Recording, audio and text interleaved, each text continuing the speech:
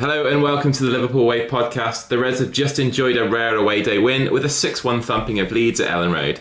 A long overdue brace from Jota, as well as goals for Salah, Gakpo and Nunez, gave Jurgen Klopp's side a big win against a Leeds side that offered very little of the expected resistance. I'm Chris Smith, and joining me for this one are Ian Brown and the editor at liverpoolway.co.uk, Dave Usher. Needless to say, after chatting through the events at Ellen Road, we'll be talking about the Jude Bellingham situation too. Dave, goals from all the forwards, some brilliant counter-attacking play, and some good finishing. Trent racking up the assists, and even Jota finding the net a couple of times. It's a bit like old times, this. Yeah, it was. I think Jules said in the chat, didn't he? Leeds are so bad, they're making us look like 2019 Liverpool. And yeah, he's right. How much of that is us? How much of that is them? I don't know, but we'll find out over the next few weeks, I suppose, won't we? In terms of the game tonight, I thought the first half an hour was awful.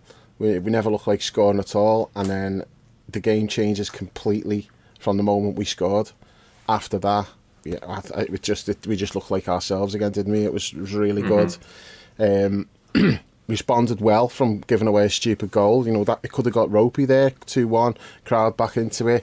We've seen us struggle in those situations this season, but there was no lack of composure. We just went straight back up the other end, got it to 3-1, and after that it was just vintage.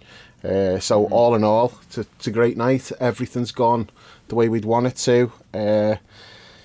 As for what I'm taking from it, I don't know. I don't know whether to be happy about that tonight or even more pissed off, because where was that performance at Bournemouth when we actually needed it? You know, if we'd have played like that at Bournemouth, we'd be looking at a totally different situation now. We'd be right on the heels of the top four.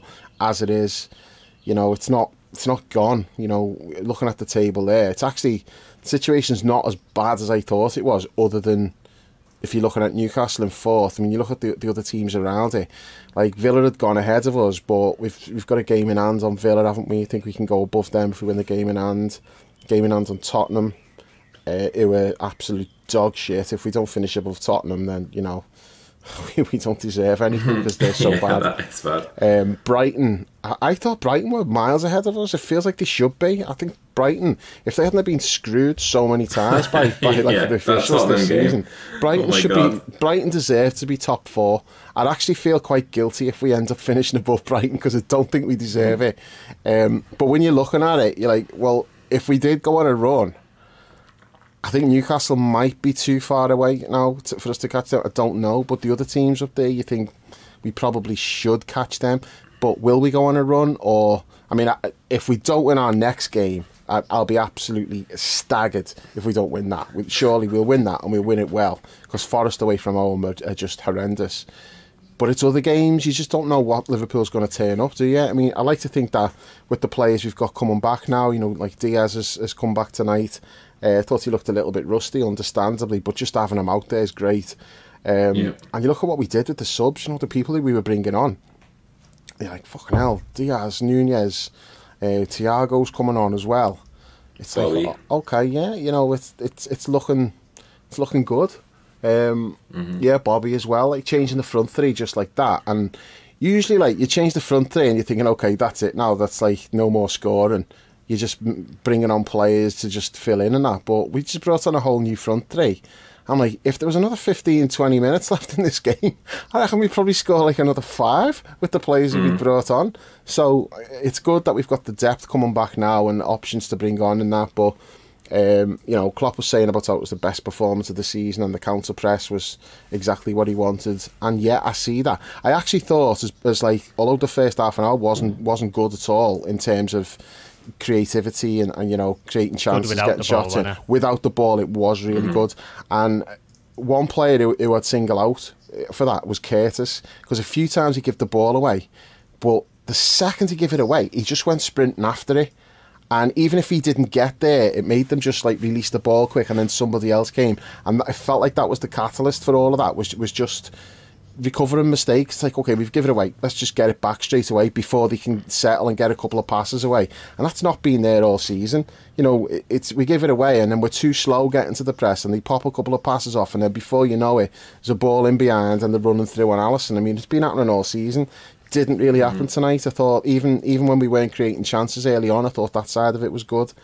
But it was Leeds, and it's, they're pretty easy to play against when it's not going well for them. If they get the tails up, the dangers, you don't really want to play against a team like that, because they can make you look bad with the energy and everything. But they look like they just look like they're broken. They didn't even look like there was any spirit with them, which is unusual.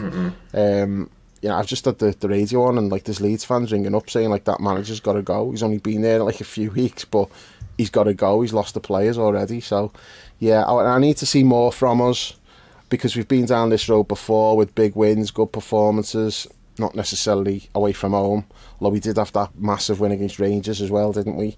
But we've generally just not followed it up. So yeah, I need to see more, but it does look like we're heading back in the right direction. Famous last words. Yeah.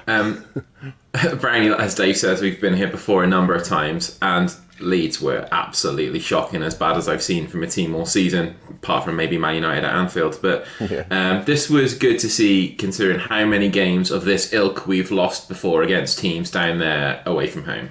Yeah, that was going to be a point I was going to make, that it's easy to point out that the opposition is shit, but how many times have we played against shit opposition and shit the bed ourselves? So you've got to look at it the other way and say that a lot of it comes down to what we did. But I'm going to piss on everyone's chips now, because I had a cob on for most of that second half. I wasn't celebrating anything I was watching. I was just sat there shaking my head like, where's this been all year? I mean, that pressing was boss. It really, really was. And they've gone mad on Sky, showing that one from, the 92nd minute, and Klopp's reaction, which we'll get on to, because it was hilarious. It was. I mean, we were doing that all second half. I mean, to your point, Dave, we were doing it most of the first half as well, but especially second half. The intensity was off the scale, and I do not understand how you can just turn it on and turn it off like there's a switch. It makes no sense. I've come away from tonight with more questions than answers. I haven't, and I don't know if you saw the post match with Klopp.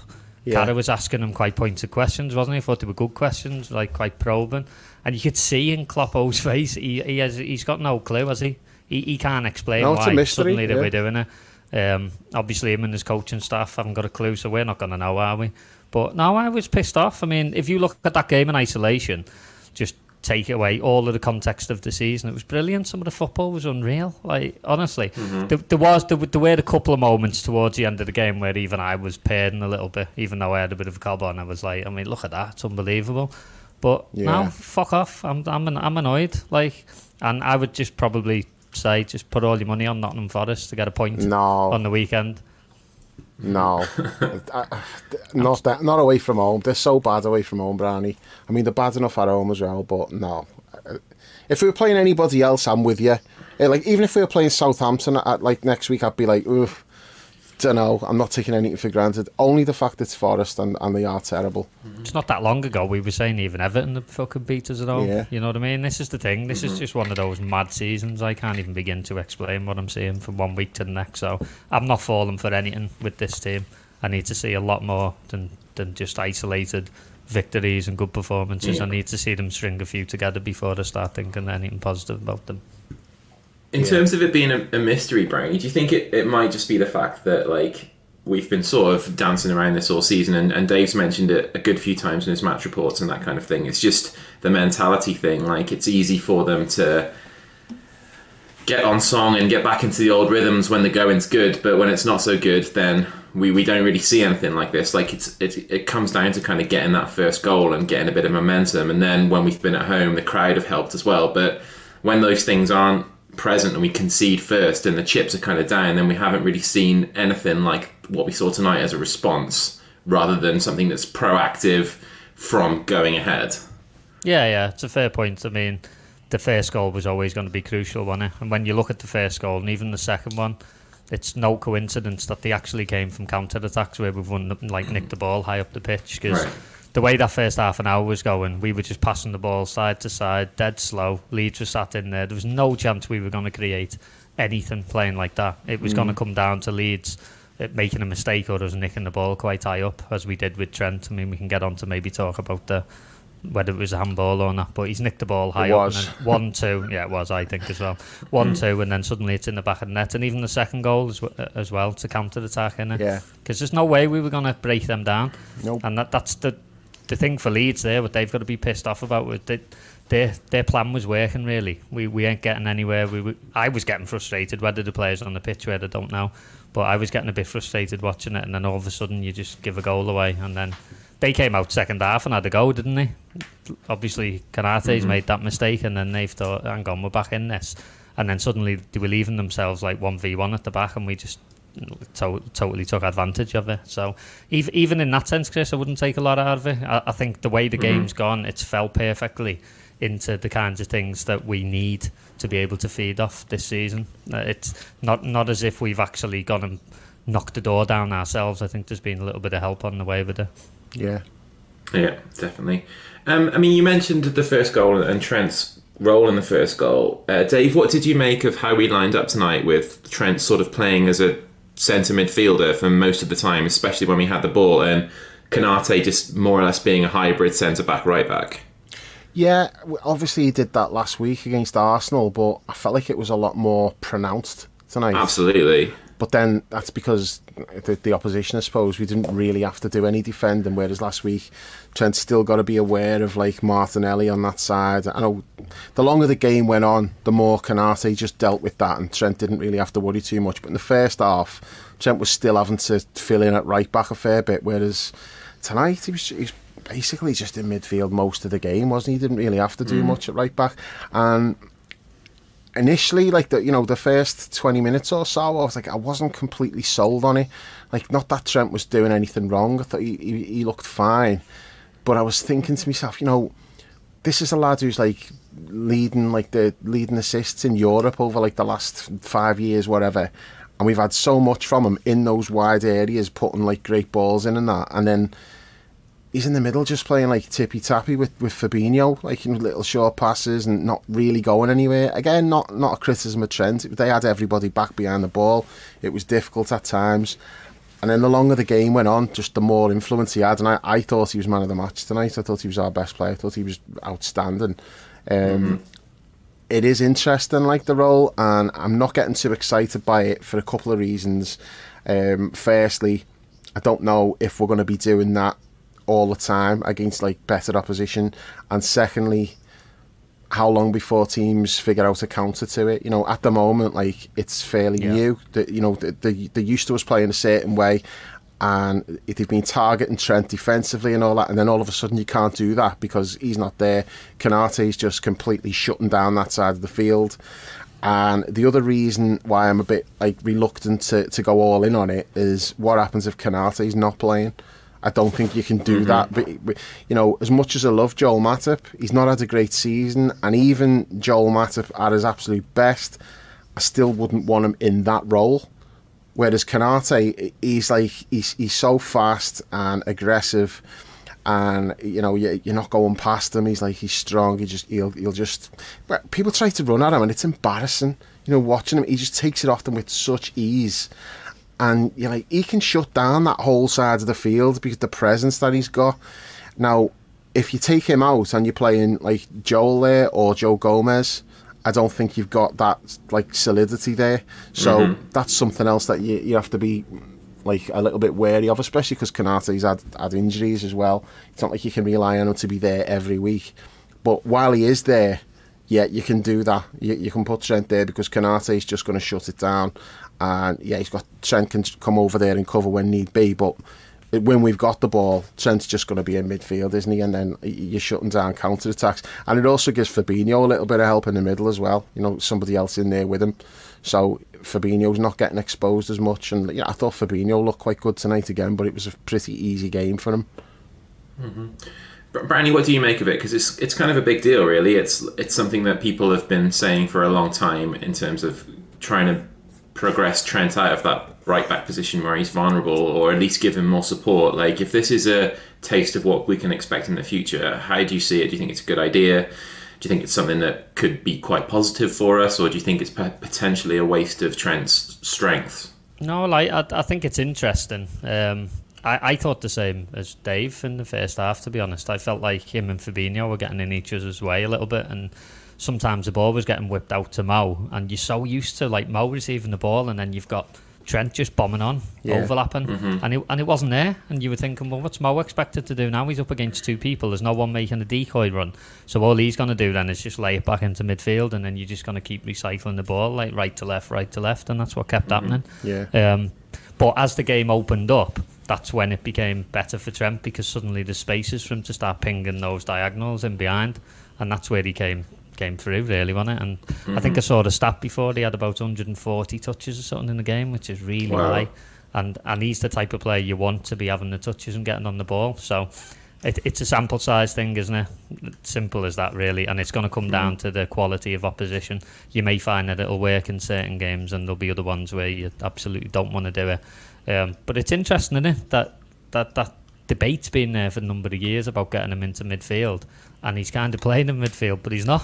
It's a really creative way of doing it, by saying, well, when we've got the ball, you will be a midfielder, but as soon as you lose it, he has to do like a 10-yard shuttle run to get back into position to defend against the winger. So an interesting way to do. I think it's just watch his space in it, really. Yeah, I did notice that a few times tonight, that as soon as we lose the ball, he does just sprint to that right-hand side. I thought it kind of it helped Gakpo a little bit as well, because when Trent's operating in that sort of like deeper position, it kind of draws some of their midfielders towards Trent, like to try and get a little bit of pressure on the ball when he's got it, because he's so dangerous with it. And I thought that opened up a little bit of space for like Gakpo to drop into, and then, you know, when you've got the threat of the diagonals as well, it might work. It might be something that we can, the next stage of Trent's career, and we've all been looking for a way that we can get the best from him while sort of hiding his weaknesses. So I got an open mind about it. I think I felt early on I wasn't too sure, and I said to you, Dave, that it's kind of like, well, is this just something that we're doing because like Guardiola's done it, and Klopp's seen Guardiola do it with like John Stones. Arteta's done it with Zinchenko as well. Yeah, it's like a new fad, isn't it? Yeah. The only other thing with that is, obviously you've got to see what teams do to counter it. But we've said, haven't we, like, not that we'd like given up on the season as such, but it's like, okay, look, this is probably done. Top four's probably gone. We've got nothing to lose now. Why don't we try some things? Let's have a look at things for moving forward for next season, things we can do. And that's exactly what we're talking about. I mean, I'm not saying I'd have specifically done that. What I'm saying is we wanted to see something different rather than just doing the same stuff over and over that wasn't working. It's like, look, just experiment. Let's see if there's something that we can take for next season. Try things, see what works, see what doesn't, see what you want to keep. And this is exactly what like we wanted, was something a bit different. We're doing that, and it's worked pretty well so far. So that's a good thing. And I want to touch on the full week of training. Like Klopp's going on about, we had a great week and it makes such a difference when you've got time to work on things and all that, and that's all true, but how many times have we had that full week of training and he said, like, going into the game, training's been great this week, I'm looking forward to seeing what we do, and then we've been shit. And tonight was like, he's saying all the things that we've done all week, I've seen all of it tonight. So, that's a good thing, and we're not going to have too many midweek games as well, so hopefully we can see a bit more of that. They can like work on something. Like you've got this Trent thing that we're doing now. Maybe there'll be something else different that we do with one of the forwards or something, or find a way to actually get Darwin on the pitch, like to be starting games. Not that that's going to be easy now when Jota's scored twice and had an assist, despite looking fucking absolutely wretched in the first half. We need to talk about that. My God. I mean, the first half, how many times did he give the ball away? It was like every time he got the ball, he just lost it. It was an embarrassment. It was an absolute embarrassment how much he lost it. I couldn't believe what I was watching. I said to Chris, like, I said, I honestly think 35-year-old me would be better. Whoa, steady on. Would have done better. Wait for it. I said, think 35-year-old me could not have been worse than Jota tonight. And Chris went, I think you right now couldn't have been worse. Says it all, doesn't it? That shows you how bad he was. But then, I mean, he's done really well on the second goal. Like, that was quality. Right. Like, he wins the ball, he carries it. And I'll be honest, when he won that and he was carrying it forward, I was expecting him to just completely fucking make a mess of the pass, or try to use Mo as a dummy and go past someone and lose it. And he didn't. He played the right ball. Mo scored. And I felt from that moment like Jota was he was into it then. and he gets himself a couple of goals. Hopefully that kickstarts him now. That was that cliche, wasn't it? You know, where they say about you scored a goal and you can visibly see a player's confidence go through the roof. You could see it with him, couldn't you? Definitely. He suddenly didn't look shit. He looked okay, and both finishes were really good, weren't they? To be fair, really good. Like the first one's a sneaky good finish, considering he hasn't scored for so long as well. So, I mean, I think like both of the finishes are really good, and I don't think the keeper could do anything about them. But I do think like we need to talk about that Leeds keeper, because I've been saying all season in the roundups, he's absolutely horrendous. Doesn't save anything, does he? No, that's the thing. Seen him make any saves. The stat came up like the last 10 shots on target had gone in. It was like 5 from Palace and 5 from us, and then he made a save, didn't he? Like where it just kind of hit him. I think someone crossed it from the left, and I think it might have been Gakpo or Jota just got like a toe on it, but it's gone straight at him and hit him. I'm like, that's the first thing he saved in 2 games. He's terrible. I mean, even Mo's goal in the first half, like nobody mentioned it. And it was all like, oh, you know, what a great finish. I mean, I'm sorry, but Mo should not be scoring with that type of shot from there. Like, there is no way Alisson gets beat there. Alisson's either out, smothering the shot, or he's covering that side of the goal. Because the defender's covering the other side of the goal. He can't go across goal because the defender's blocking that. The only place he's going is that corner. And he may as well not have been in the goal. He was just stood in the middle of the goal, doing nothing, not impacting the play at all. He's terrible. And if Leeds go down, he's the main reason why. They should have binned him off months ago. Because every week I'm watching Match of the Day, I'm like, he's a fucking clown. Why are they still picking him? I don't know who their backup goalkeeper is, but how bad must he be if he's not getting in? And that's like 3 managers in a row have been picking this fella. I mean, you said Mo's first was bad. His second was even worse. That he just made himself dead little, like Dean Henderson did at Old Trafford a couple of seasons ago, and just left the whole of that side of the goal open for Mo to put it in. The Dean Henderson one, that was ever beaten that. No, nothing. It wasn't far off. Nothing comes close to that though. That was unbelievable. I've never seen anything like that. But yeah, I know what you mean. But the Dean Henderson one, that I can't believe you just reminded me of that. I'm just laughing now because that was just so funny. It was fun. But yeah, he doesn't save anything. He's terrible. Should we backtrack a little bit and talk about the first goal, because it was the pivotal moment in the game, as we've kind of said. Like, we weren't up to much until we scored, and then we really got motoring when we did. And we mentioned briefly that Brownie, it was kind of like perhaps a little controversial call with the ball coming off Trent's elbow in the build-up. It's handball. Yeah, it's as simple as that. I'd be pissed off if the goal gets given against us for that. Because I'm not sure what the handball rule is precisely anymore. Like, is that like a technicality of VAR where it can't be given because it's not the pass, it's the pass before the pass, or is it they just ruled that it's not handball? You can't, like, I think what it is, it's the one with, like, if you directly assist or you score and you handball it, VAR can get involved and rule it out. That wasn't the case there, but VAR can still get involved as far as I know if they think it's deliberate. Now, but the question mark would be is how far back it is as well. Yeah, but it's not that far back, is it? No, I agree, it's not. So but it's not. I don't know what the they did go back and they did go and look at it. They looked at it and just let the goal stand. So they did go back and look. So it wasn't that it was too far back. But when they look at that, it's about, is it deliberate or not? Now, it's not deliberate as such, but he does stick his arm out and hits it with his elbow. It's an instinctive thing, isn't it? So the ball's flying at him, so his arm goes up. After it hits him, he sort of flicks his arm. So he's not gone in thinking, I'm going to handball this, but it's not just like his arm's by his side and the ball's hit him. So to me, it's like that the VAR should have disallowed it. But the bigger issue here is the referee, and to a much greater extent the linesman. The linesman's got an absolutely perfect view of that. How are they not giving it?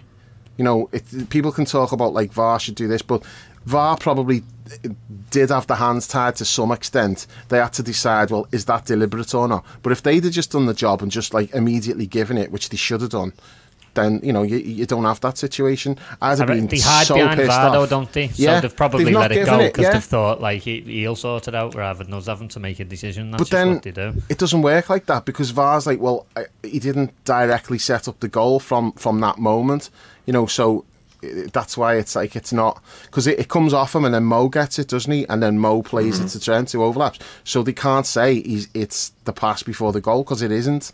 So VAR's like got to decide, is it deliberate or isn't it?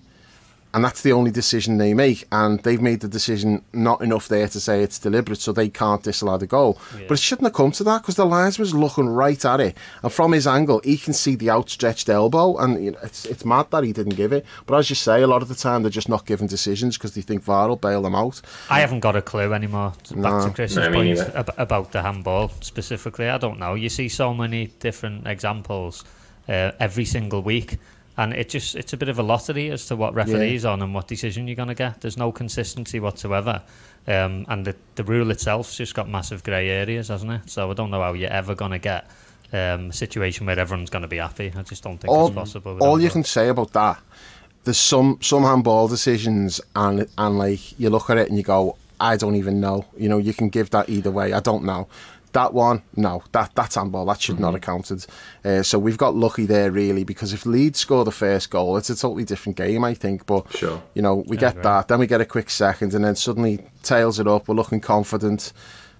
Leeds come back and get a goal, but then we respond well, and then after that, like, you know, the confidence is just there then. But if we don't get that breakthrough, because we were struggling at that time, we were not looking good up until we got that goal.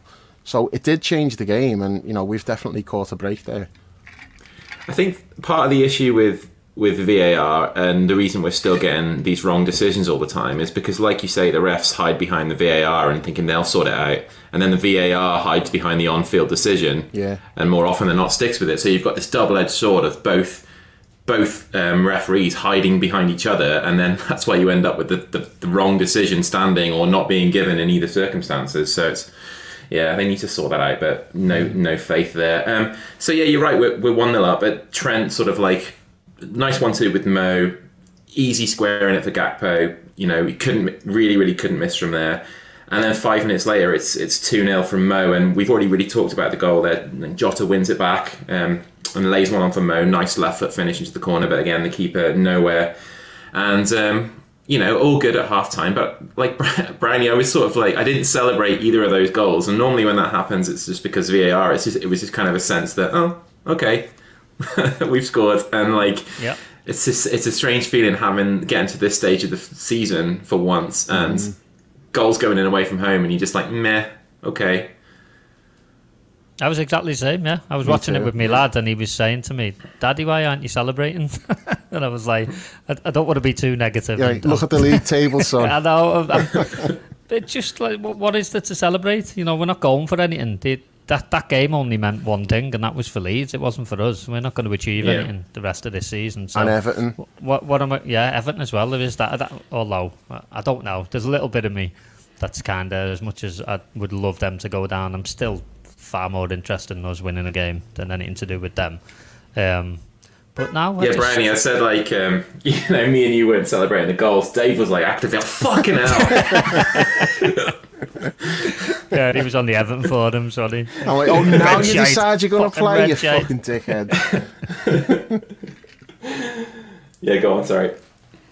No, it's just, I don't even know what you asked me, to be honest. I'm lost. You were talking about Kyle. Was Kyle saying like... Yeah, he was just... Was he asking where Naby was and why you didn't get a shirt with Naby's name on it? Swiftly moving on. Why have you got me this fucking Carvalho shirt, Dad? That was his choice, though. He's never even on the bench. Yeah, we need to speak about him. Fucking hell, disappeared. Yeah. But look at the bench tonight and you can understand why he's not on it. You know, we've got like a lot of quality on the bench. It's the other games when we haven't had that and he's still not being involved. That's where the issue is, really. I mean... You can't really expect him to get on. Yeah, you can't expect him to be on the bench tonight, though, with who we had on there. No. I mean, there's talk of him going out on loan next season now, isn't there? Well, why didn't we just do that? Why didn't we just let Fulham keep him? Yeah. Like, I understand having the pre-season with him. Yeah, no, that would have been the best thing in hindsight, wouldn't it? Coming into the league. And they've done well this year as well, haven't they? You might have benefited from being amongst that for the year. Yeah, definitely. So half-time, all good, 2-0 up, but it was another example, Dave, of just a little bit of a flat start to the second half, and we looked a little bit sort of complacent, Konate gets robbed, which is a kind of shame because he was imperious throughout the game, apart from that one moment. And it's a nice finish from the lad Sinistera. That's kind of the only way to beat Alisson in those situations, isn't it? He's so quick out to you, and you have to be really deft with the finishes, because if you try and blast it, he's just going to stop it wherever you put it. And all of a sudden, it's like game on again. The crowd are back into it, and we're kind of like thinking, "Uh-oh, here we go again." Yeah, I think initially when it happened, I was like, "Oh, what are you doing, Konate? You know, you're just taking the piss." And then I watched it back, and I'm like, he wasn't trying to do anything daft. He was just a little bit slow in what he was just trying to play it back to Alisson, but he just took too much time to do it, and the lads pounced on him. Initially, I thought he was like fucking about on the ball, but he wasn't really. He's just got to be quicker than that. But apart from that, I thought he had an absolutely brilliant game. So not really worried. It's not something he's done before. You know, he's prone to those kind of things. So better to do it in a game like that tonight than when it's like really important. But we bounced back well from it. That was a really big positive point. We didn't really look like we were under pressure, even though they got to 2-1, and never felt like, oh, we're rocking a little bit here. We just carried on playing our football. It actually played into our hands though, didn't it? Because it gave them encouragement, and then suddenly they started charging out of position, and we just picked them off. That was how it went. The exact same thing happened to them last week with Palace.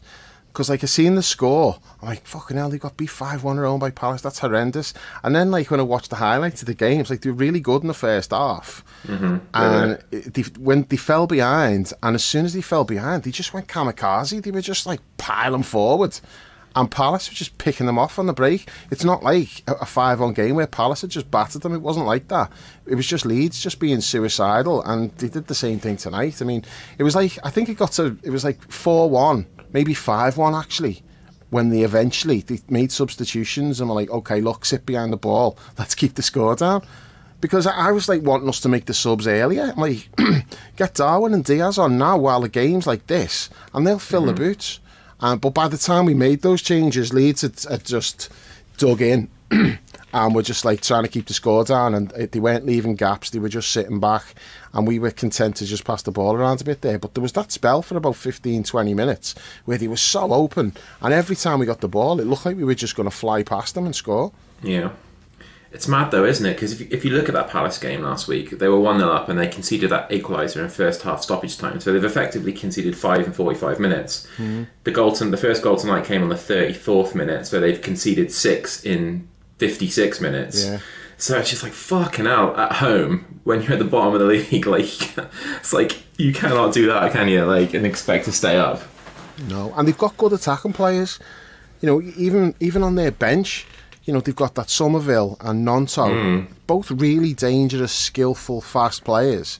My boy Bamford wasn't playing tonight, but you know the other lads who played up front, I think he's their top scorer. He's had a good season until he got injured. So they have got like attacking talent, and they've got good midfield players as well. Oh, Tyler Adams is injured. That's a massive blow for them. I really like him. I think he's quality. But they have got good players.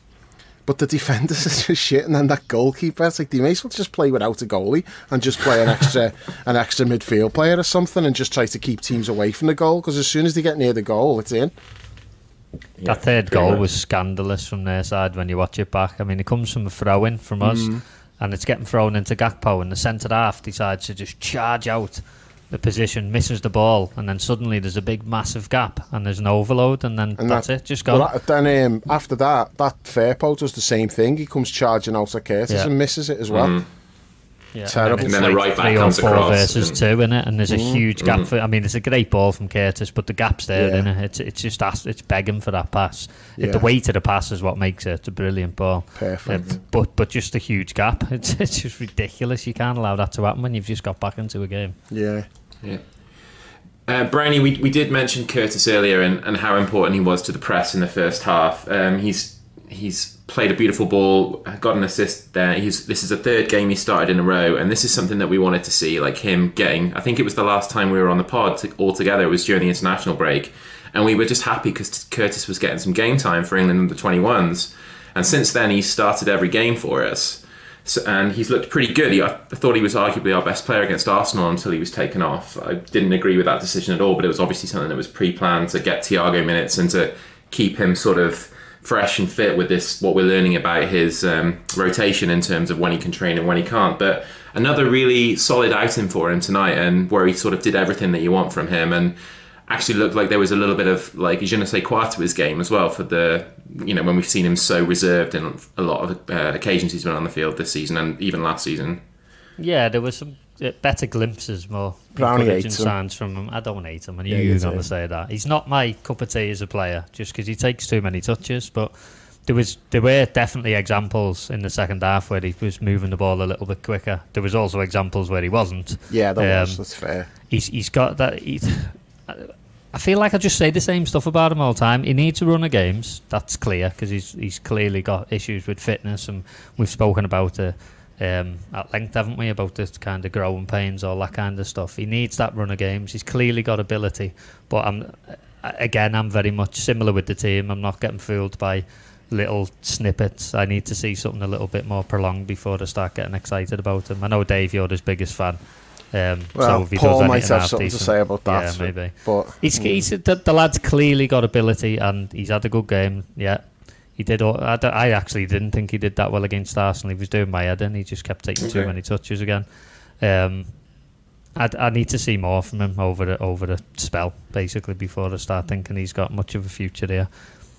All I'll say to that, I don't disagree. He does take too many touches at times, but I suppose it depends what are you actually looking for him to do, what you need him to be. If you're looking at him to be like first name on the team sheet in midfield, you know, build your midfield around him, and then you're judging him like that, well, yeah, he's going to come up short.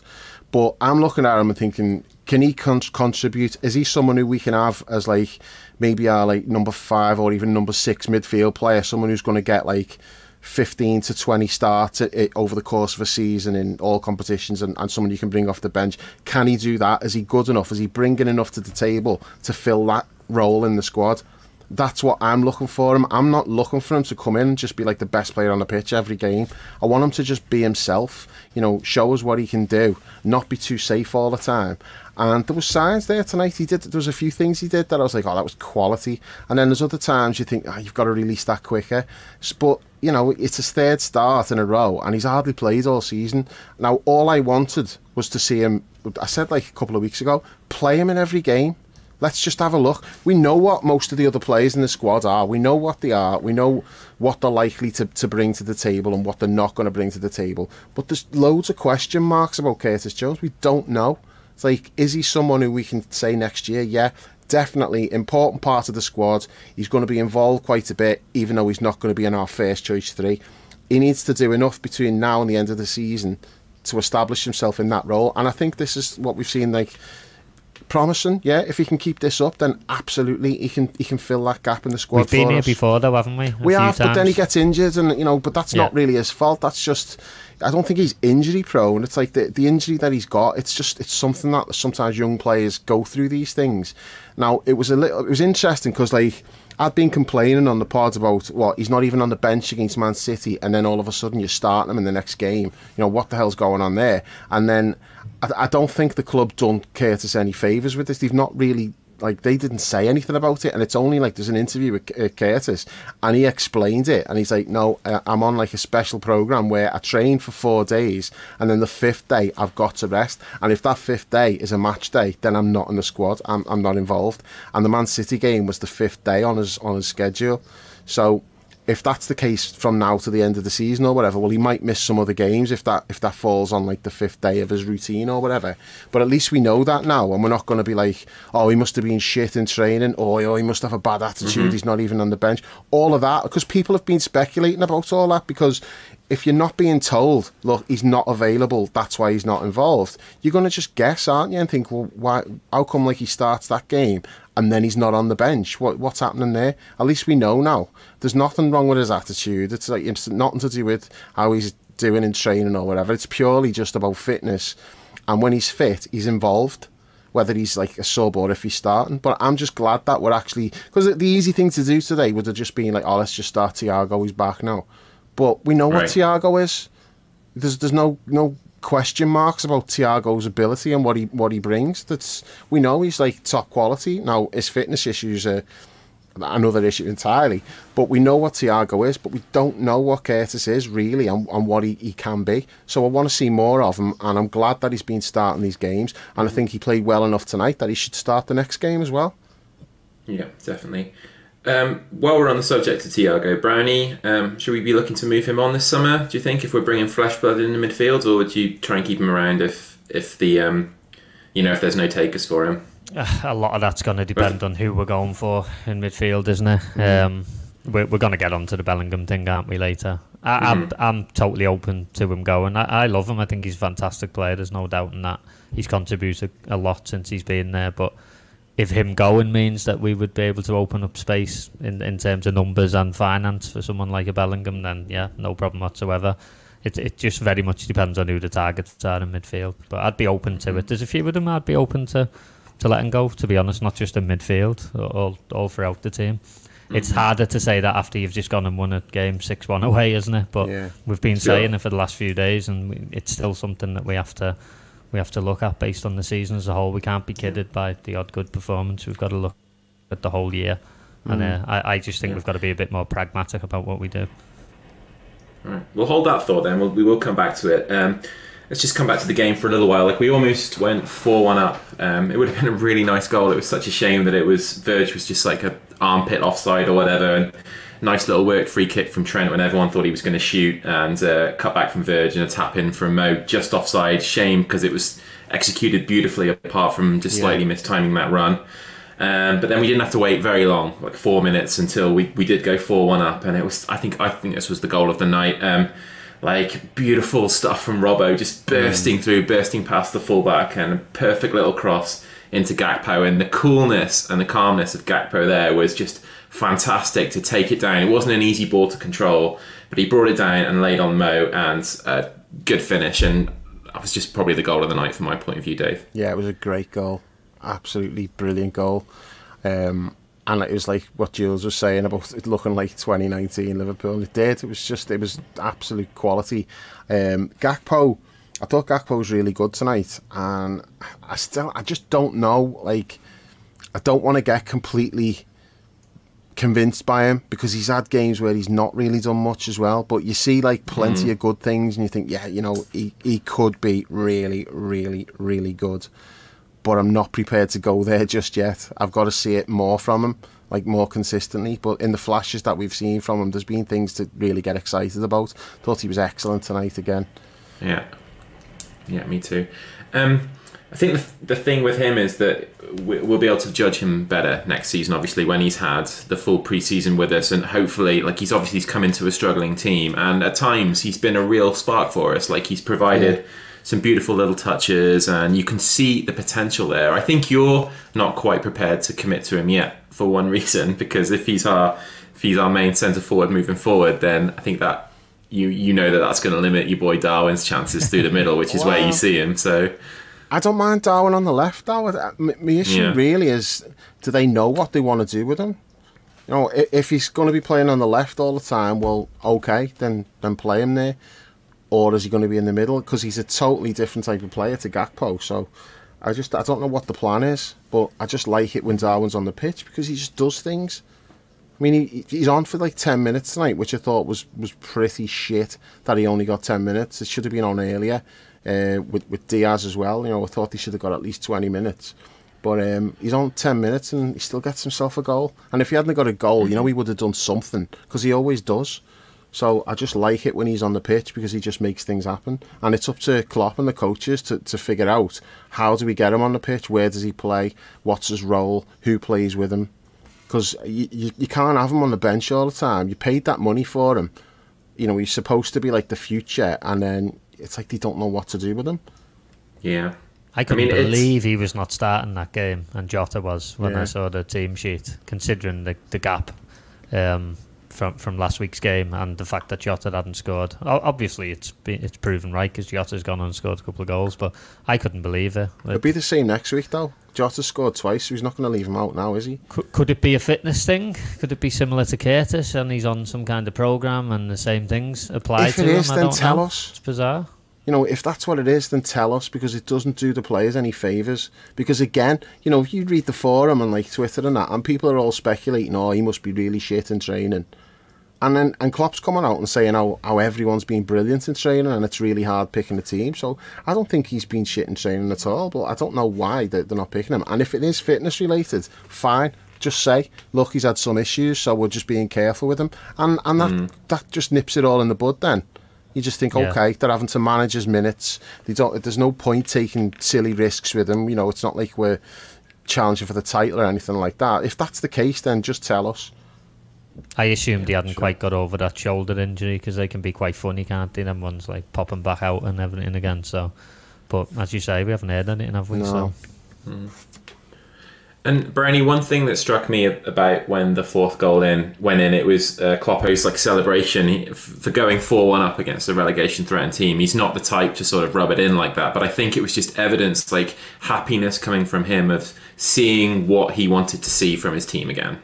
Yeah, that's because that's our identity, isn't it? When you watch it back, it starts with Jota winning a tackle pretty much in our box, and then we spring from there, and that's just when we've been at our best over the last few years. It's what we've seen, and there's no one more frustrated with what we've seen this season, I would imagine, than Kloppo himself. So for him to see those kinds of things going on, it's just like shit. It's like a release in it for him when he sees it happening, similar to what we saw right at the end with the counter pressing.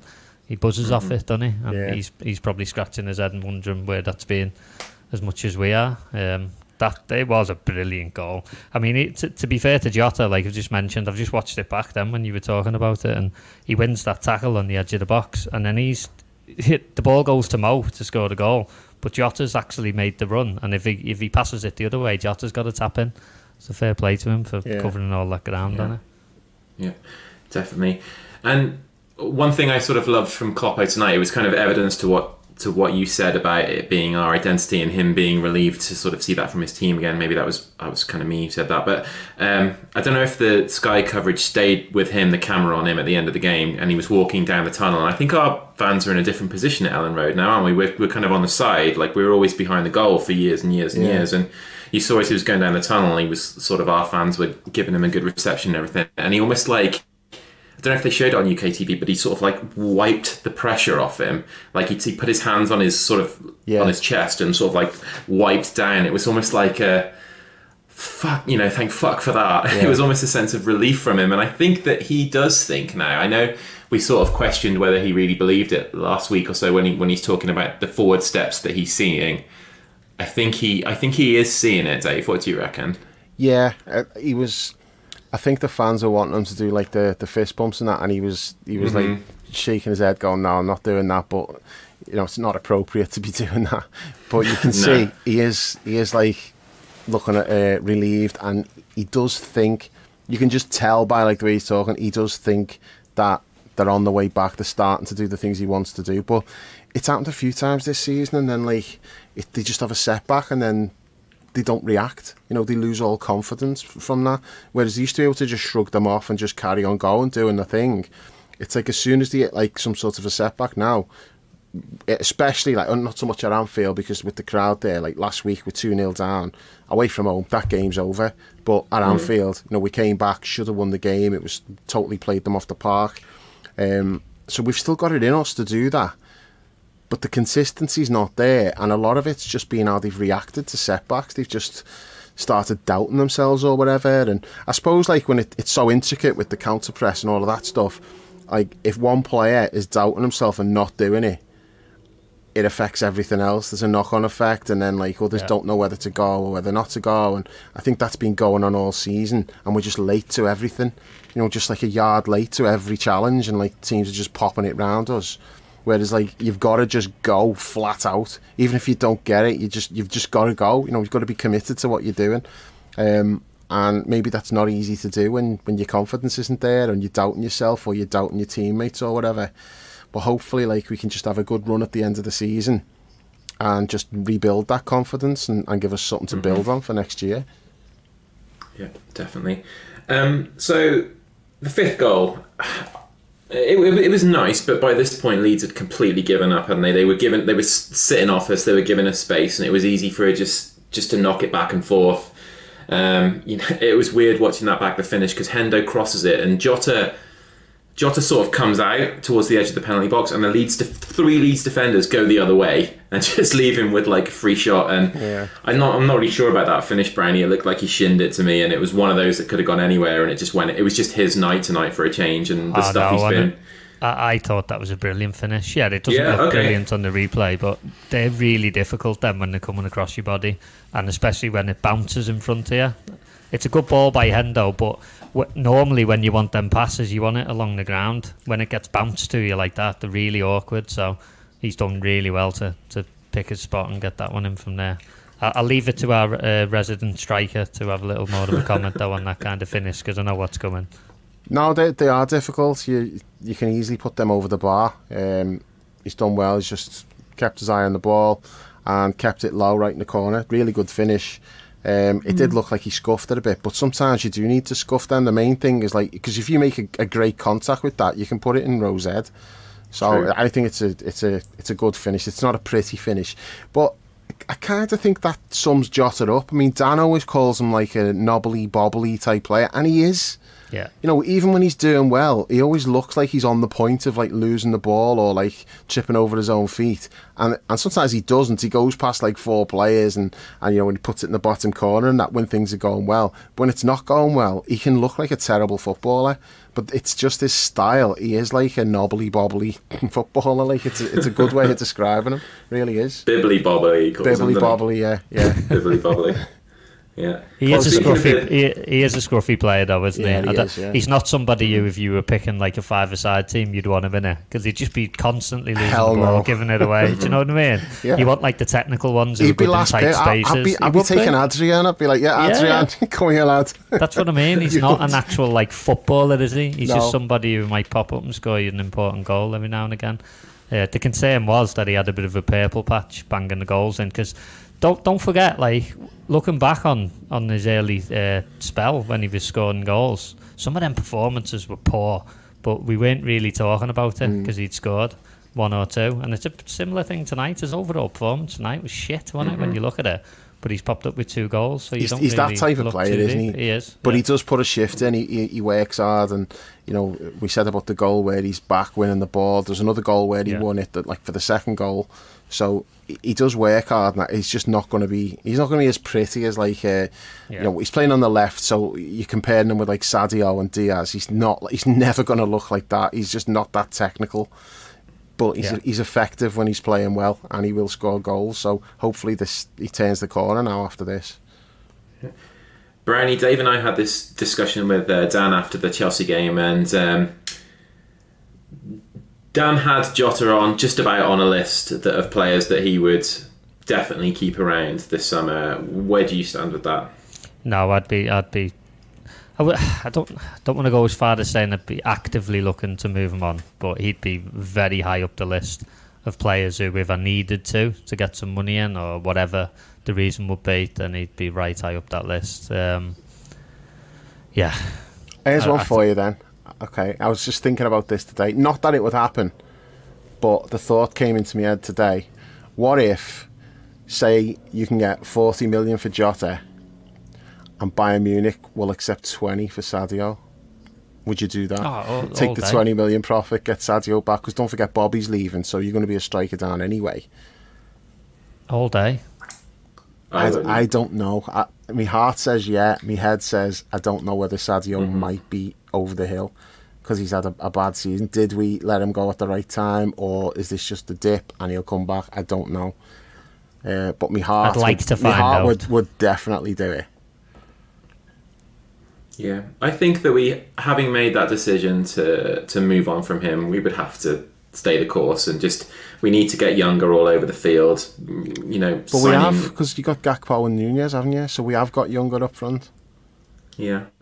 That wouldn't be my first choice to do, by the way. I'm just answering that question. Yeah. You know what I mean? If there's other options who are younger, then of course you'd do that, wouldn't you, rather than go back to Sadio? But if that was the only option, then I'm just throwing it out there as a hypothetical. Yeah. As I say, I'm not saying I don't think there's any chance that we do it, but it was just an interesting question. No, definitely. I mean, I think I wouldn't either, because we need cover on the right of the front line rather than getting another left winger in. Yeah, he played on the right for a season, his first season, and he was brilliant. So. He was brilliant, yeah. I remember us wondering whether it would work and moving to the left, because he only moved there because we got Mo, wasn't it? We may as well talk about the substitutions then, because that brings us to that, because Diaz played on the right and Darwin was on the left. I thought it would be the other way round when he came on. Yeah, it was interesting, yeah. Do you think that might be in the thoughts now? Yeah, that's what I'm saying about experimenting and looking at different things. Are we looking at maybe because there's no direct understudy for Mo on that side, and I'm not describing Diaz as understudy to anybody, because everyone fully fit on form. He's in my front three on the left wing, so it's just interesting if he can play on the right and be just as effective on the right as he is on the left. That opens up a lot more options where you can play Darwin on the left if need be. So yeah, just thought that was interesting that Diaz was on the right when he came on. I wondered if they've done that just because it's his first game back as well, though. And it's just to ease him in, he's not over in his normal position running at people. Junior Firpo, yeah. And he's the best player in the league. Go on, Lewis, you play right wing. Yeah, exactly. Yeah, it could have been just that. I don't know. All right, well, rounding off the goals then, a couple minutes to go. And so your boy Darwin gets his goal, Dave. Yeah. Speaking of bibbly bobbly, this was one where Darwin managed to get it out of his feet for a change when he's clean through on goal. And nice easy finish. Nice through ball from Trent as well, giving him another assist on the evening. And that was his 50th of his Premier League career as well, which is astonishing, really. Yeah, I didn't know that. Yeah. I don't think they mentioned that on Sky. No, well, I had Martin Tyler doing the world feed, yeah. What was he like when the goals went in? Did he get excited over any? Well, no, but I don't think he gets excited over any goals. And Sinistera! Liverpool are capitulating! Well, I don't think he gets excited about much anymore. He's a grumpy old man, isn't he? So, yeah, this is him now. And Andy Campbell does an incredible job with just, playing him up and everything. And it's awesome. And I got so much fucking love for those videos when they come out. But, that was the 6th. Really good finish. Good run. Good finish. Great ball by Trent. Did you expect him to score, or were you thinking he was going to miss? I didn't. I'll be honest, I didn't. No, I didn't either. He was composed, wasn't he? He took it well. I expected him to score, but I was scared he'd miss. Just because I'm like, if he'd have missed, I know everyone would have been like, oh, look, he's shit, he missed his chances. So I'm made up that he scored. I expected him to score, but only because the Leeds goalkeeper can't save anything. As long as he hits the target, he's going to score. That's the issue. Just don't miss the target and you'll be fine. But no, he took it really well, brought it down, nice touch, got it onto his left foot and just rolled it in the corner. Good finish, made up for him. Nice. I mean, you can't say fairer than that, right? 4 of the forwards scoring. It's kind of what we were used to, really. Everybody getting their name on the score sheet and having something positive to take away from it. And I remember your match reports back in the day, Dave, used to be absolutely fuming if all of them didn't score. I know. How spoiled were we back then, though, really? It's crazy when you think about it now, isn't it? It started it was the 2018, probably, that season. Even it was the season before we won anything. But when Mo scored the 44 goals, that season, it just felt like the 3 of them scored every game. And it was usually as well. At the start of the season, and then he left in the January, didn't he? But it just felt like they were all on the score sheet, and if one of them didn't, I felt cheated and I felt bad for the player who didn't score because it was so unusual. But it was usually Mo getting 3 and then Bobby would get 1 and Sadio would get 1. Next time it'd be Sadio might get 2, Bobby might get 2, but Mo was always every game he was scoring. And we've just kind of got away from that a little bit. But when we play well, look, the United game, they all scored. The United game, the front 3, and then Bobby comes off the bench. So that's how you know when we're really flying. Is the forwards are getting the goals. But we've just had far too many games this season where we haven't scored. I think the stats before the game, unless I read it wrong, I'm sure it was 4 away games in a row we hadn't scored before today. in the league, which is just mad when you look at it. It's shit, especially when you it? look at the opposition as well, all shit teams. Yeah. And you're thinking, hang on, like what's going on there? Chelsea. Everybody's beating Chelsea. I think we're the only team that's not beating Chelsea in like the last few weeks. Did you see how many shots Brighton had against them on the weekend? Battered them. Frank Lampard's the biggest fucking fraud ever in football, by the way. He's the biggest fraud since George Weah's cousin. Yeah. And it's debatable whether George Weah's cousin is less of a fraud than Lampard is as a manager. I reckon he's defo a better manager than Lampard as well. No doubt about it. He probably couldn't be worse.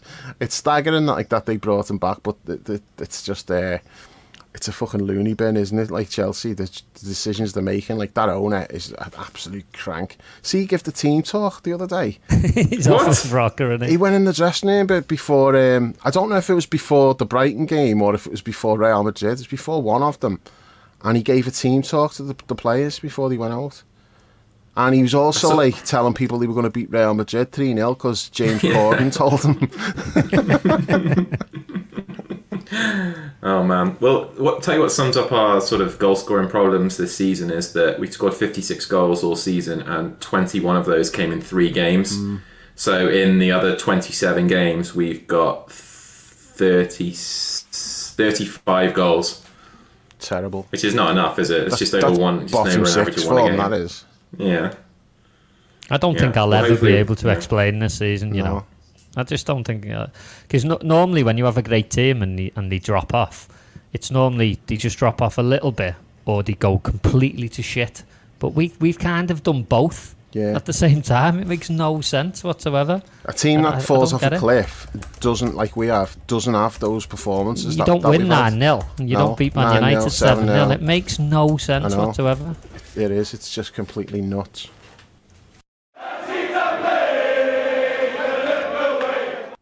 You can subscribe to the Liverpool Way podcast on all the major platforms, whether it's Apple, Google, Spotify, Amazon or Podbean. Just search for the Liverpool Way, leave us a review and hit subscribe to automatically receive all new episodes. You can also head to liverpoolway.co.uk and grab a TLW season ticket for just £3 a month. There's tons of exclusive content, including match reports from every Liverpool game, weekly Premier League roundups, the TLW diary and access to the members-only forum. Lastly, you can follow us on social media at The Liverpool Way on Twitter and at The Liverpool Way TLW on Instagram and Facebook. Yeah, crazy. Well, we've got what 6 games left now, 7 games left, and then this crazy season will come to a close, and then we'll start turning to the crazy off season, which sometimes can feel more frenetic and frantic and just stressful than the season itself. And it started early this year, Dave, with the news that last week in midweek that Liverpool pulled out of the race to sign Jude Bellingham. How are you doing? Not great. Like tonight did lift my spirits a bit, but no, I've not taken it well at all. There's so much that I could say. A lot of it I'm probably best not saying because it's a bit reactionary and I could end up looking like a dickhead. Even That's unlike you. I know, but before I say anything, I want to preface it by saying I'm not completely convinced that we are out of it. I want to say that now, because if we were still in for him, it's like this would be a smart thing to do. You know, and also, this is the thing I really can't get my head around. It's like, well, if we are out, what the hell are we doing telling anybody that we're out? What's the purpose? Why would we do that?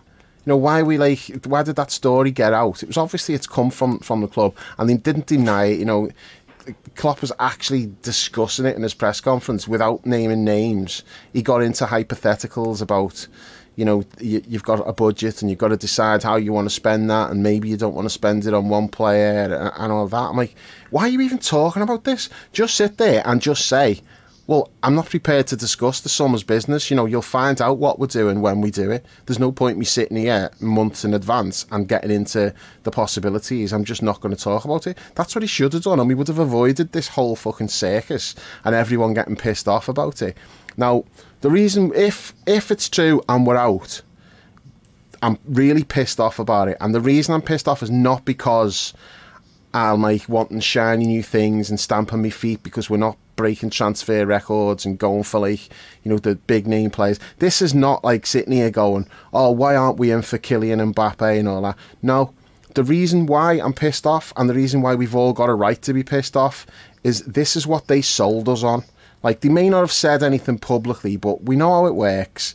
All like the journalists who are connected to the club, they might not have like a direct line to Klopp getting all like the transfer news, but they speak to people at the club who will say like off the record, look, this is what the plan is, and the club will tell you what they want you to know. There'll be some stuff that they just will not say, but they've been saying for the best part of 2 years, you know, we want to go for Bellingham. And last summer, when we were all saying, why aren't we buying a midfielder, why aren't we buying a midfielder, they're like, well, if we go and spend our money now, what happens next summer when Bellingham's available and we haven't got the money to sign him? You know, we're keeping our powder dry for Bellingham. You've got Trent and Hendo pimping themselves out at England games, you know, putting in all the groundwork. God bless them. They've done a hell of a job, and nobody will convince me that Bellingham wasn't well up for it. And now, what must they be thinking when, like, it's all of a sudden, it's like, you know what, actually, we're good. We're going to spend our money in different areas because now we think we need 5 players rather than 2. Now, my view on that is, I feel stupid now because all the fans last year, they were like, oh, they're minge bags, they don't want to spend money and all that. I've always railed against that, and I've said, no, you know, there's a plan, give them the benefit of the doubt. You know, I think they will find the money for Bellingham. That's who Klopp wants. You know, the money will be there. They'll go and do what needs to be done because we didn't do it last summer. And now I'm like, you know what? How can I even like try to defend this when people who were saying all along there's no way that we'll spend the money that it takes to get Bellingham? How can I, like, you know, even argue against that anymore because they were right? Now, the only thing I will say is that it's as much Klopp as it is the owners. You know, the budget is there to get Jude Bellingham. The problem is there wouldn't be a great deal left over to do anything else, and Klopp's obviously decided he doesn't want to spend all his budget on like 1 or 2 players because he feels like there's other holes need filling. Now, what I would say to that is you get the generational talent and then you worry about the rest, you know, because for all we know, I mean, who would have thought at the start of the season that our best midfield player this season would be Stefan Bajcetic? And you can argue whether he's been our best or not, but he's definitely been in our best 3 midfield players over the course of a season, performance-wise. I know he's not played that many games and then he got injured, but when he was in the team, his performances were like really good, and he came from absolutely nowhere. So who's to say that somebody else couldn't step up next year and fill a gap? I'm not necessarily just talking about midfield. It could be it could be like Conor Bradley coming back from loan and being brilliant at right back, which allows us to do more things with Trent. This is the thing, is like you get the generational talent in, Jude Bellingham, you get him in, and then whatever money's left over, you do something else. And then if you need to be selling a few players here and there to get another couple in, well, then you do that. I think that's the main priority. You do not let a player like that go elsewhere. And as I say, I'm not convinced that we're out. It's also possible that, like, Bellingham's just said, I'm going to stay at Dortmund another year, which that's probably the worst possible scenario for us, because then what do we do? Do we do the same thing again where it's like, oh, do we spend all our money and we want to keep some for next year? Mm-hmm. We don't want to be in this situation again, and I don't think we would be. I think Klopp would just go and sign midfielders this summer, which means we probably miss out next year when he comes available. So, you know, that'd just be incredibly frustrating, but my concern is, like, the players that we've been linked with, I'm okay with them if they were coming with Bellingham. But if you try to sell me on Mason Mount as our, like, marquee summer signing, I can't get on board with that. Now, you're bringing in Mason Mount with Jude Bellingham. Yeah, I've got an open mind to that. I think, yeah, I can see that working. You know, he does bring some things to the table. Maybe Klopp can convert him into what we need, and, you know, he might end up being a great signing. I've got me doubts, but, you know, I'd suspend my disbelief there as long as you're still getting, like, the marquee, you know, the generational talent, Jude Bellingham. But if you're trying to sell us on, like, Mason Mount or Conor Gallagher, and I really like Conor Gallagher. I've been saying for probably since he was at Palace on loan, we should sign him. He looks a perfect fit for us. So I do like Conor Gallagher, but I'd be signing him as a complimentary piece. I would not be signing him as like someone who I'm saying he's going in the team and he's playing every game and we're building our midfield around him. No, he's not that player.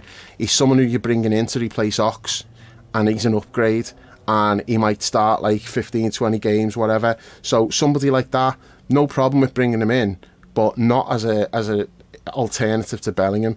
So that's the problem I've got, is you sold us on this idea of what you were going to do. He's the player we wanted.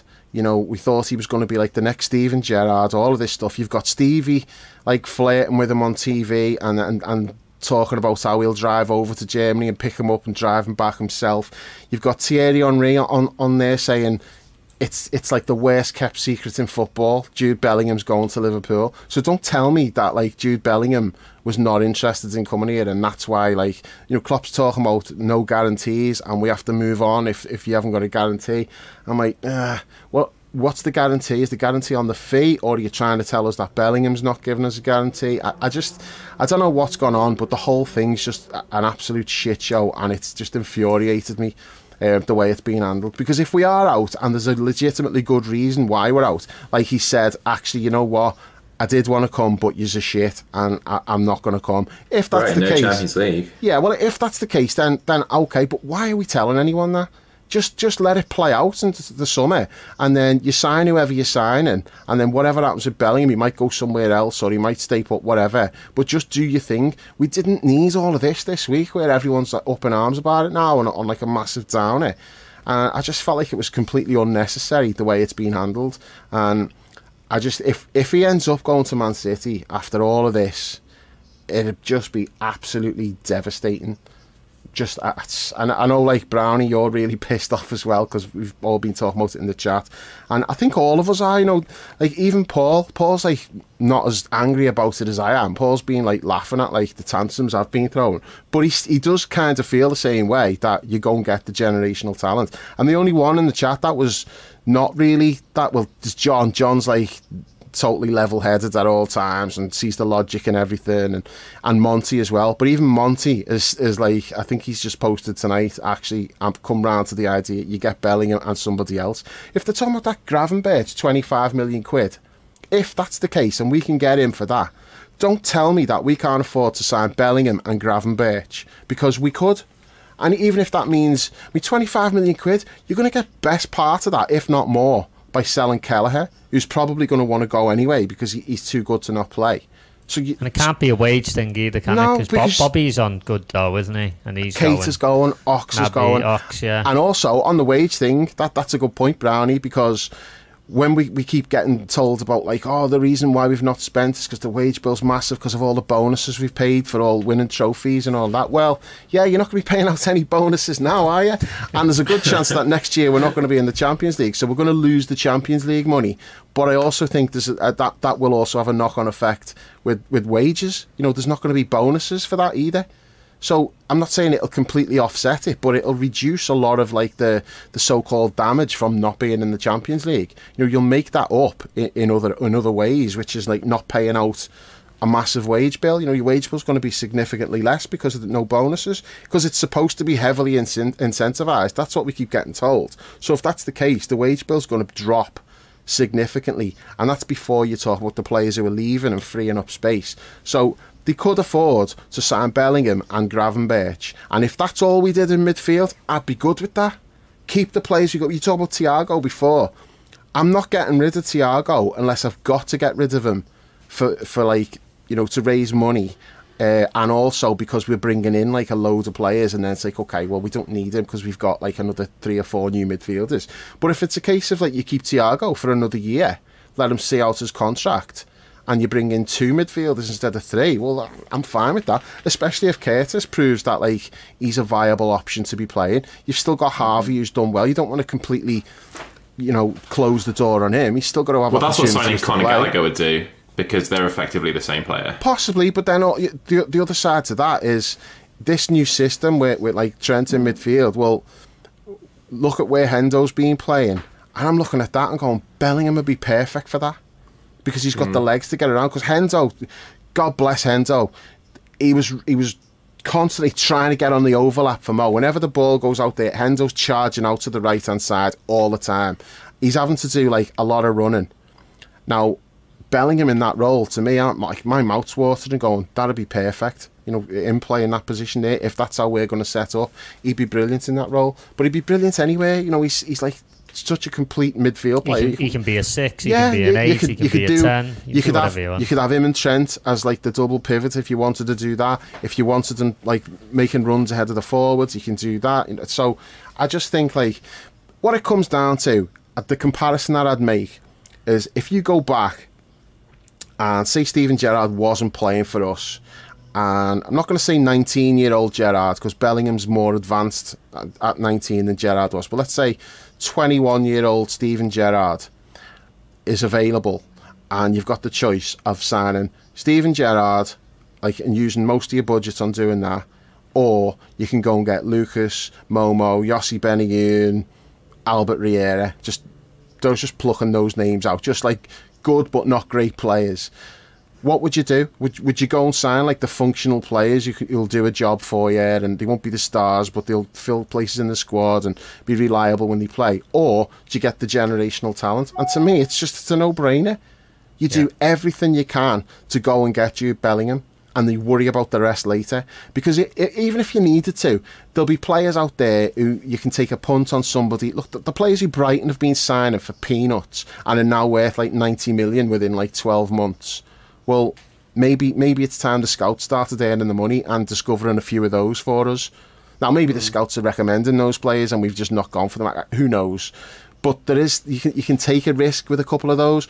Or if you get a Bosman who's coming in just to fill in for a year or two, somebody like James Ward-Prowse, if Southampton go down, you bring James Ward-Prowse in as like someone who's a good squad player just to give you those numbers. You know, there's things that you can do while spending the bulk of your budget on the generational talent. Just on what you're saying there, Dave, what do we think's going to happen in terms of outgoings in midfield then? I think it's a given, isn't it, that Naby and Ox are going. Do we think there's going to be more high-profile stuff going on? No. Like Fabinho, for instance. I don't, but I'm trying to understand the logic of the club, because just purely on numbers, they've gone with this number of midfielders for this season, haven't they? And we know 2 are going.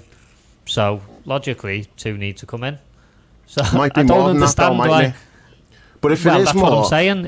If there is more, that opens up even more wage bill, and you get fees coming in for them people who are going as well. If for example 4 went, you wouldn't need to bring 4 in, because when we had those numbers at the start of last season, that was not including Bajcetic.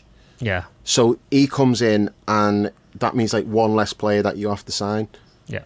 So if 2 go out, you'd want to replace the 2, but like if 4 went out, you wouldn't need to go and get 4. So I don't know what's going on. Fabinho's the really interesting one for me. I don't think there's any way that Thiago's going to be sold.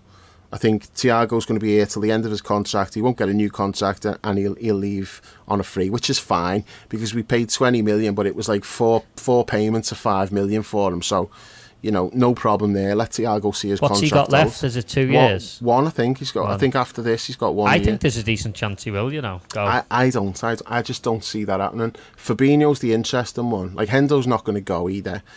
Milner, I don't know what's going to happen there. But yeah, Fabinho's the interesting one. But the reason why I think Fabinho's going to stay is all the players we're getting linked with, none of them are like Fabinho types. Yeah.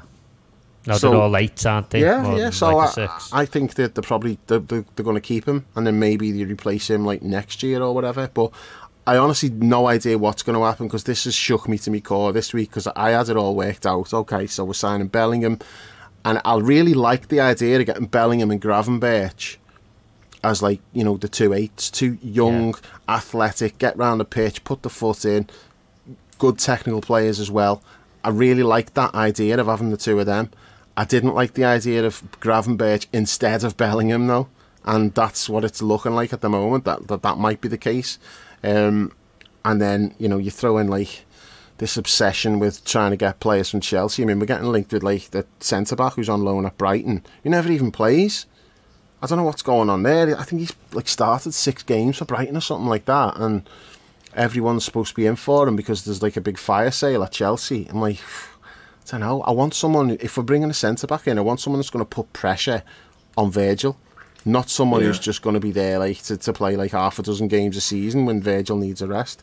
So I've no idea what we're going to do, and to be honest, I don't trust the process anymore. You know, everything we did was like so good, so well planned. Then Michael Edwards leaves, and then Julian Ward's in the job 5 minutes and then announces, "Now, you know what, this is not for me. I'm going to leave at the end of the season." And you're like, what's going on there? It's a dream job. You're a Liverpool fan. You've worked your way up from like loans development officer at the academy to like one of the top 5 jobs in European football, and you're walking away from it. You know, there's got to be like a reason why. No idea what that reason is. I'm not even going to speculate, but it seems weird. And then you get all of this going on. It's like I don't feel like we're the smooth operation that we were when we were winning and we were just getting all the decisions right. It was like a well-oiled machine, and it felt stable, didn't it? And it isn't anymore. Yeah. And you know what? This is the thing. What we were doing was like, that was not the norm. You know, most teams do not operate as well as that. And we needed to be like that. We needed to be pretty much perfect to be able to compete with City. And we were. You know, other than the Keita signing didn't work out, it was the logic for signing him was sound. We all thought he was going to be really good. You can argue about Ox, but Ox was doing well till he got that injury, and then things just went south for him. But we had to be pretty much perfect with everything we did, and we were. And then the second you get away from being perfect, you can no longer compete with City, because they've just the money that they've got if they can make mistakes, and we can't really. And it doesn't feel like what it was, where everything we did, you could see there was a plan, and you can see why we've done that. That makes sense. Now, and if it didn't make sense, you still just went, you know what, they know what they're doing. What do I know? I'm not going to question it. And it was proved to be right.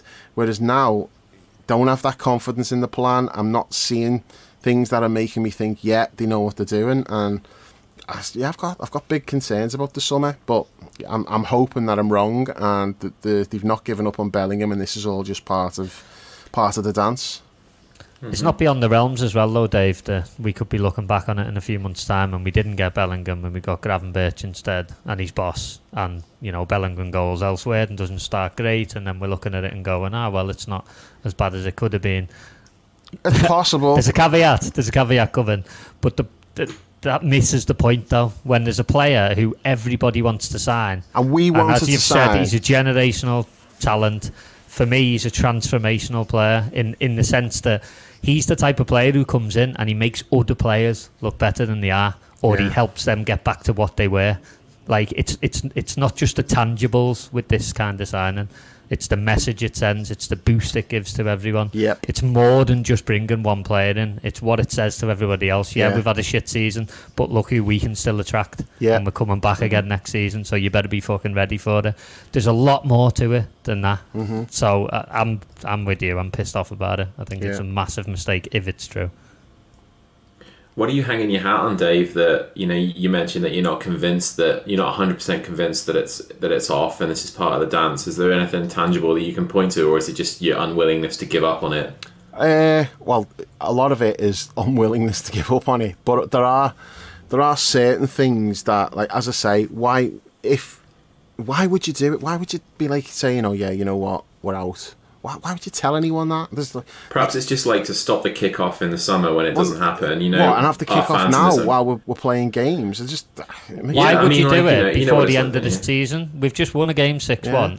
Let's say we finish the last 8 games. We've got 8 games left. Let's say we go on a mad run and win every single game, right? Yeah. And then suddenly we're like, you know what? We don't need to do as much work as we thought we did. Because these things can change. We've seen that.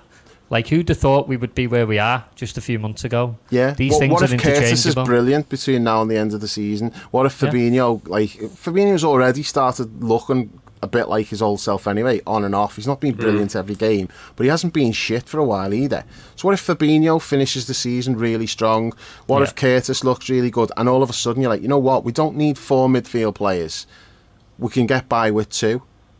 And then you want a centre-back, maybe you want a right-back, whatever. You can find them for like a decent amount. You don't need to spend a shitload of money on those positions. And if you do, you've got players who you could move out if you wanted to bring in extra cash. So, yeah, why why rule yourself out of it now? Unless there's something that they know that we don't know. But even if that's the case, why you're publicly, well, as publicly in terms of letting it get out there and then not denying it, not refusing to comment. Well, Jurgen basically confirmed it, didn't he? Yeah, in the press conference on Friday. He did, and he didn't need to. Like, that's the thing. Why are you doing that? Why didn't you just say no comment? We don't need to know if whether we're in for Bellingham or whether we're not. As fans, we do not need to know that. Just fucking handle your business. Don't be bringing us into it by, like, letting us have access to this information that, like, I don't want access to that. I'd rather be in complete denial about it right now and then deal with it in the summer when, like, he ends up going somewhere else. I don't need months of being pissed off about it.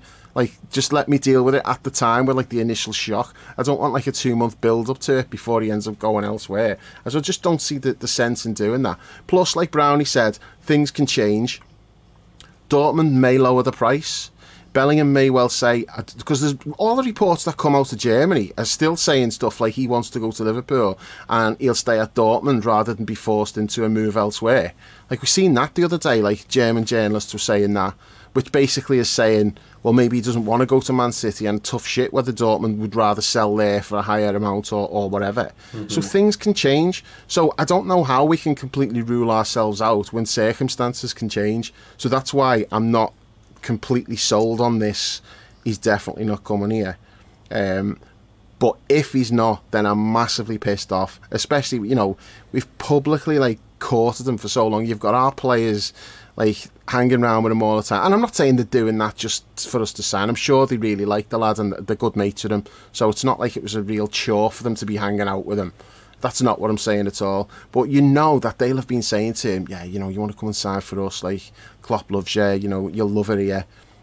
And now it's like, oh yeah, looks like we're not going for you now. I mean, how are they going to feel about it? Because I'd be feeling pretty let down if I'd been getting told, look, we really want this lad. Tell him, you do the tapping up. They've done all the legwork on it, and then they're just left with the dicks in their hand. You don't know that, though, do you? Oh, that's a massive assumption. That's an assumption on your part, though. Because players are mates and they talk. Yeah, and I've never, like, read as much into that as you have. I must definitely admit, have. No, I know what I'm seeing. Yeah, I mean, and maybe that they've just taken it upon themselves to do that, and they're not I think going to do that if like the club can't afford them. Why? Why would they do it? Players get on, like, they don't care as much about that stuff. It's like it's to more what like they're not going to be tapping them it's up. more like the NBA. No, where I'm not saying all, about hanging out with chatting them and laughing after the game and deciding where they're going to go for dinner and stuff. Rather than I misunderstood what you're saying. I don't mean about them like they wouldn't hang out with him. That's not what I'm saying. I thought you were saying that they're not tapping him up. Because they blatantly No, that's what I am saying. Oh, no, they are. Maybe they're definitely tapping them up. Come on. Well, maybe they've taken it upon themselves to do that. But what I think this might be, this is the best way I can explain it, right? It's what people who have been kicking off about FSG have said all along. It's the long con. They've just taken us for a ride and allowed us to think that this is going to happen, and then pulled the rug. That's what I don't think they were ever going to spend 120, 130 million pounds on one player. It's just not their style. So I just think that they've strung us along and we've all gone along with it. Most of us have anyway. Some people have been saying, yeah, as if that's going to happen. Like, you look at the forum, half the people are like, yeah, there's no way we're going to spend 120 million pounds on one player. And so I just think that's what it is. That's what it comes down to. I'd love to know because everyone's saying it's Klopp who's making that decision. And Klopp had the chance to say, Klopp, all the stories that came out all said it's Klopp's decision. The money's there to do it, but there's not much money to do anything else, and Klopp's decided that's not the way I want to go. So there's nothing to say he's been told you can't sign Jude Bellingham. It's like, well, you can sign him, but you're not going to be able to do much else. So it's semantics, really. Either way, he should be getting backed more. I'm not disputing that at all, and that's why I'm pissed off with the whole. Why are we not spending a load of money this summer? Because the money should be there for us to have, like, a massive spend. And we'll see at the end of the summer. We'll see how much we've spent at the end of it. I'm just not prepared to be giving them the benefit of the doubt over this anymore, because all the people who've said, they're not going to spend, we won't get Bellingham, they've been proved right. But I also think that there is an element that Klopp's making the decision. He doesn't want to spend the vast majority of his budget on one player, as opposed to him being told, you can't buy him. I don't think he's been told you can't sign him. I think he's looking at his budget, and this is everything that he said himself points to this. He's like, I get told what the budget is the budget, and then we decide, well, how are we going to spend this? He said that himself. So but everything we know about Jurgen, Dave, right? Everything we know about him, and when it comes to loyalty to and his commitment to players and his unshaking belief in those people, like when he identifies the player that he wants, like everything we know about him doesn't jive with the fact that he would be courting this player for so long. He would have his sights set on for so long. His trajectory has only gone up since then. And then he's having his players tap him up at England games. I don't think that what we know about him, he changes his mind in that circumstances and reneges on his commitment that we're all assuming that he's made to that player privately, right? Or his family or whatever. Like, I just don't think that's his style. No, but then what the reports all said was that initially the plan was not that we needed a shitload of players, and then because the team just like fell off a cliff this year, and all of a sudden there's like holes appearing everywhere, and he's like, okay, I do need more than this now, and he's deciding I can't spend all my budget on like 1 or 2 players when I need 4 or 5 or whatever. Not just midfield players, but like, as I say, centre back, possibly right back, you know. So I think that factors into it as well, and I just think that ultimately it will be his decision how he wants to spend the budget, and I'll just be interested to see what that budget ends up being. How much will we spend? Because if what we spend is significantly more than the valuation of Bellingham, well, then we know it was Klopp's decision to do it. Now, if he ends up getting stiffed and we spend like 100 million net, we have to sell players to bring money, and at the end of it, it's like he spent 100 million. Then we can be pointing the finger and saying, "You fucking minge bags, you've shortchanged them again." Mm-hmm.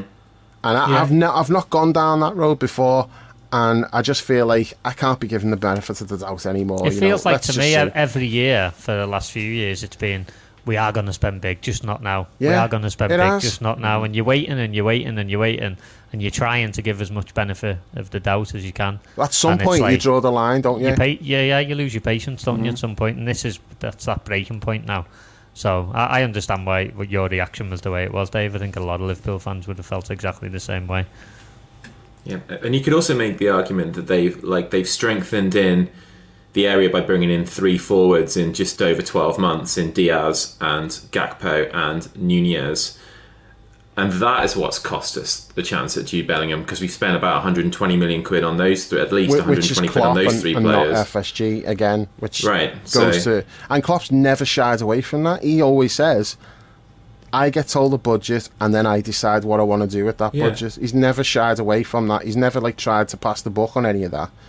He doesn't even moan about what the budget is. No, he doesn't. He doesn't. He's such a positive person. He won't allow any negativity to come into it. No. Even if he thinks like it's difficult for him to compete, he doesn't focus on that, does he? No. He looks at the positive of absolutely everything. Yeah.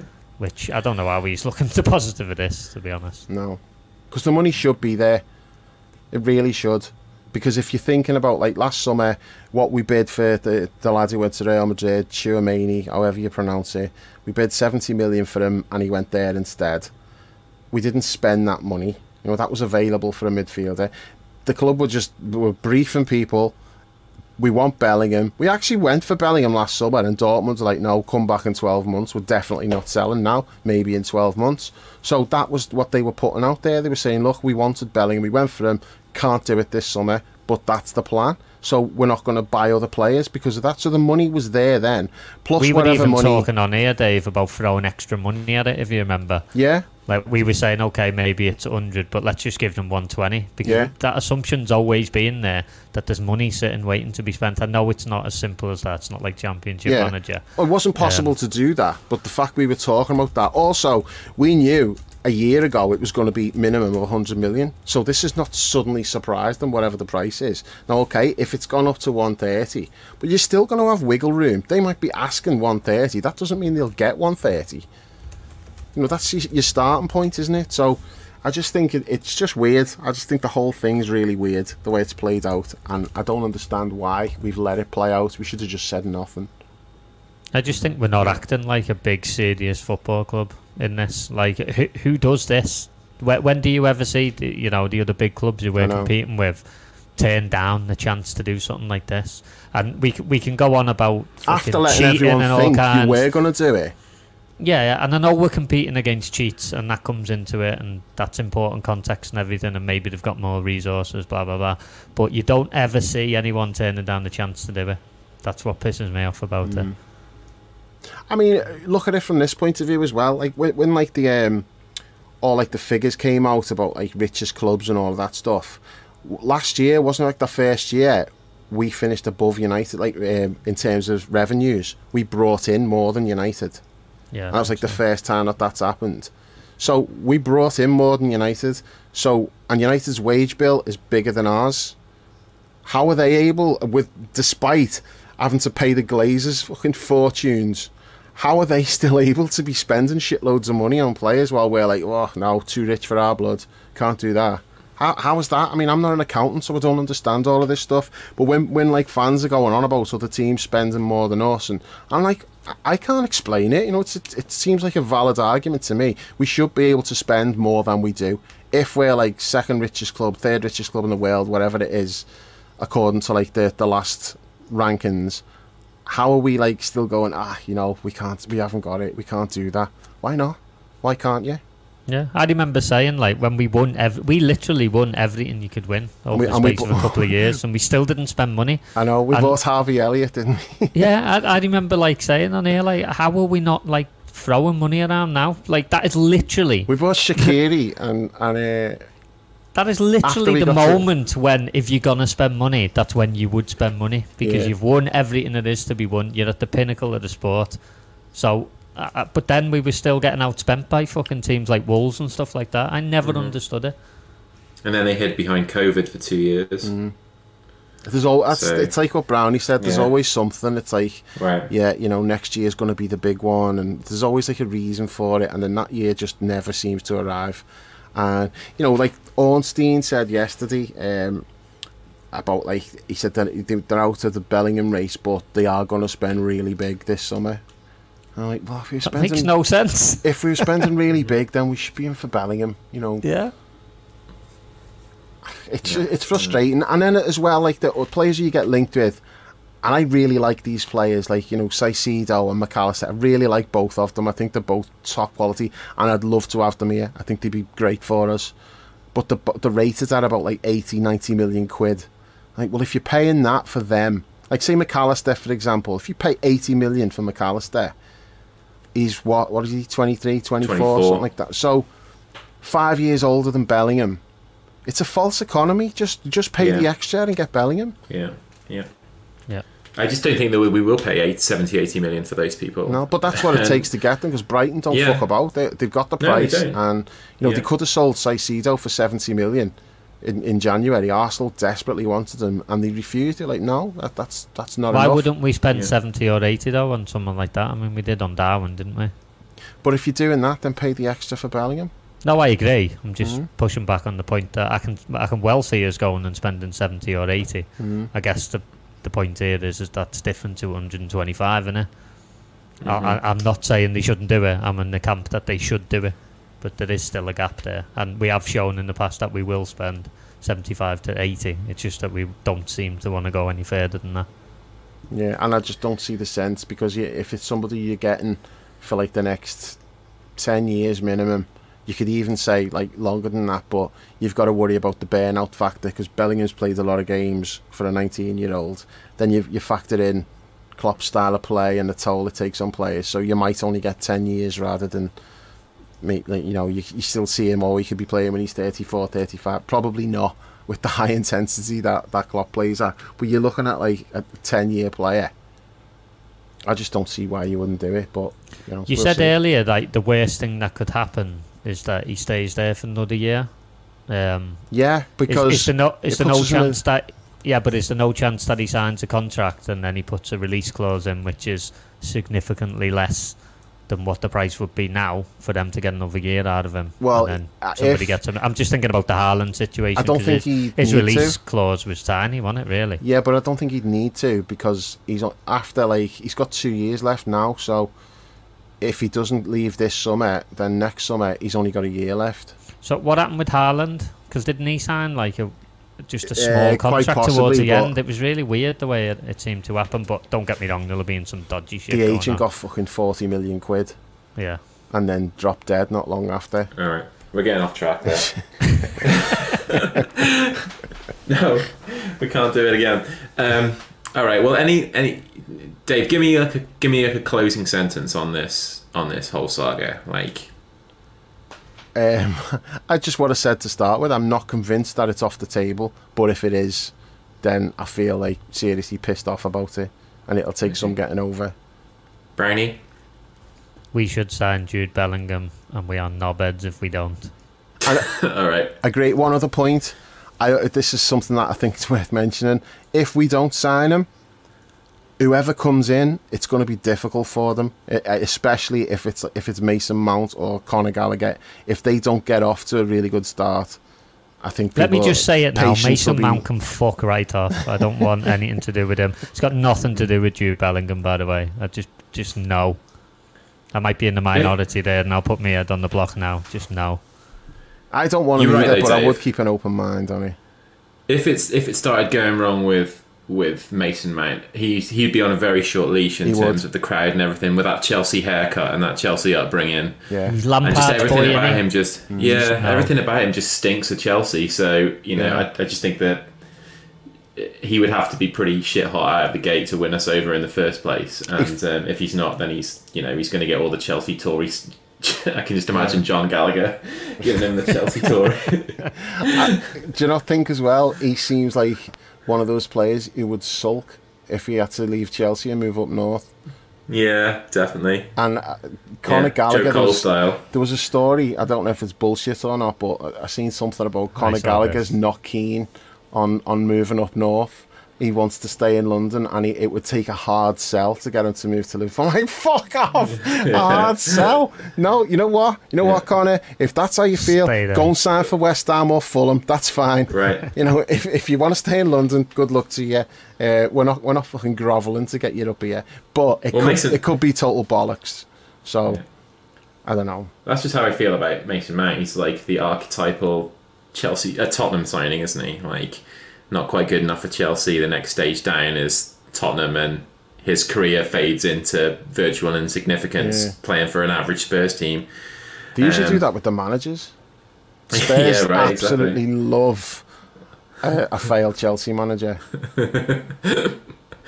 Oh man. Well, those two are going for the same manager now, so they'll have another opportunity in 6 months when Bowley fires Nagelsmann. Spurs will end up with him. No, Graham Potter will be going to Spurs. He's next in line, or Lampard. All right. Oh God. I wouldn't rule it out. Hey guys, we've gone fucking way long here, close to 2 hours, I think. So that's a good place to draw a line under it, I think. Thanks for listening. If you stayed with us through this one. In case you forgot, Liverpool won 6-1 tonight. So that's good. Nice one, Dave. Nice one, Brownie. We'll be back after the Forest game. On when is it? Is it Saturday 3:00? This one. Yeah.